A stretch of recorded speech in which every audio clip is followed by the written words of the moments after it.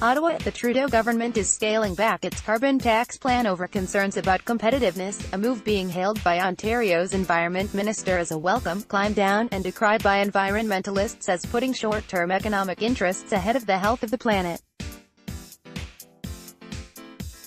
Under the new plan, which Environment and Climate Change Canada quietly published online last Friday, Ottawa will deliver higher rebates to heavy emitters as part of a strategy to keep them competitive and to discourage them from relocating to places where regulations are less expensive.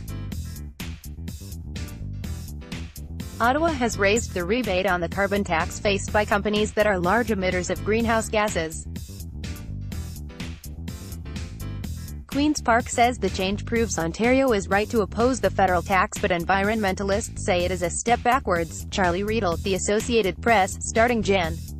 1, 2019, Ottawa will tax companies $20 for every ton of greenhouse gas they emit, a levy that will ramp up to $50 per ton in 2022. Earlier this year, the federal government introduced special, output-based standards to offset the cost of the carbon tax for heavy emitters that face tough foreign competition. Companies in these sectors were set to receive emissions credits, or rebates, worth 70% of what an average firm in their industry was expected to pay in carbon tax. That means they would avoid paying the tax on this portion of their emissions. The government now plans to beef up those rebates, a move that will lessen the carbon tax load even further for these heavy emitters. Article continued. Below, after months of consultation, high competitive risk industries, iron and steel manufacturers, and cement, lime and nitrogen fertilizer producers will now get rebates worth 90% of their industry average. Firms in all other industries where facilities emit at least 50 kilotons of greenhouse gas per year will get rebates worth 80%. Read more. Tories scrap cap-and-trade plan in order to reduce gas prices. Premier Doug Ford says he'll join Saskatchewan's lawsuit challenging carbon tax. Ford will give us the carbon tax we never had at Queen's Park. Progressive Conservative Environment Minister Rod Phillips said the change shows his government was right to oppose Ottawa's plan to reduce emissions that cause climate change. With Premier Doug Ford moving to scrap the cap-and-trade carbon pricing regime implemented by his Liberal predecessors, Ontario is now among the provinces where the federal government's carbon tax will be imposed when the policy comes into effect on Jan.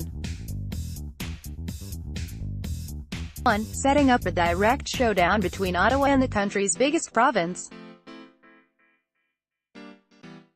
The Ontario government has also said it plans to join Saskatchewan in challenging Ottawa's authority to impose the carbon tax on the provinces. Article continued below. The fact of this climb down by the federal government is a signal that we have been right all along, Phillips said.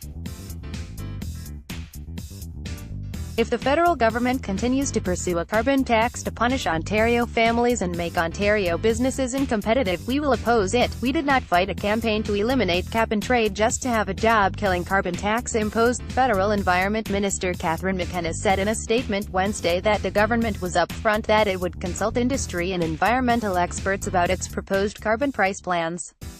While avoiding questions about why the rebate increase was necessary, McKenna attacked the Conservatives for their job creation record under former Prime Minister Stephen Harper, and accused the opposition party of having no plan to reduce greenhouse gas emissions.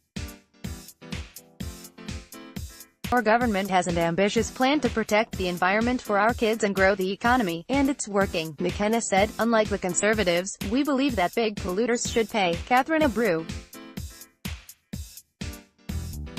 Executive Director of Climate Action Network Canada, said Ottawa's policy changes, another example of the Liberal government watering down its plans to tackle climate change after consulting with industry players. Previous instances include the delayed rollout of methane regulations, as well as implementation of clean fuel standards that some critics argue is too slow.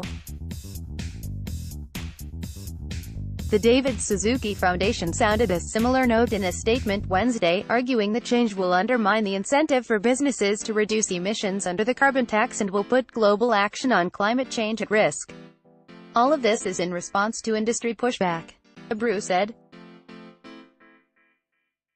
There's no question that it will make it more difficult to reach Canada's emissions targets. Prime Minister Justin Trudeau's government has pledged to cut Canada's greenhouse gas emissions to 30% below their 2005 level by 2030, a commitment that is part of the International Paris Agreement to prevent the most disastrous impacts of climate change.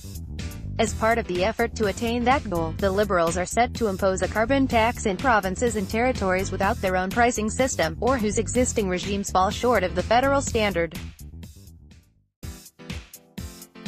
Trevor Tambay, an associate professor of economics at the University of Calgary, said the changes revealed Wednesday essentially mean the government is increasing subsidies to large emitters hit by its carbon tax, while also preserving the intended incentive for businesses to curb their emissions.